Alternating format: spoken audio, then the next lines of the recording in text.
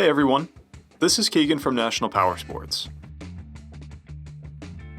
This 2022 HARLEY-DAVIDSON Freewheeler with 1,121 miles passes New Hampshire State inspection and runs well. It comes equipped with ABS, traction control, cruise control, and reverse. It's been upgraded with a detachable windshield, rider and passenger backrest, and a luggage rack. The Freewheeler offers hot rod attitude on the stability of three wheels, giving riders comfort and power. Powered by a 114 cubic inch V-twin motor, the Freewheeler puts 122 foot-pounds of low-end torque through a 6-speed transmission. It weighs in at 1,084 pounds and has a 26.2 inch seat height. To see everything we know about this vehicle, including full mechanical and cosmetic condition reports, the service repair order, high-resolution photos, and more, please visit the listing on our website. We have also purchased the CycleCheck's Vehicle History Report. You can view this report by clicking the link on the right side of the video.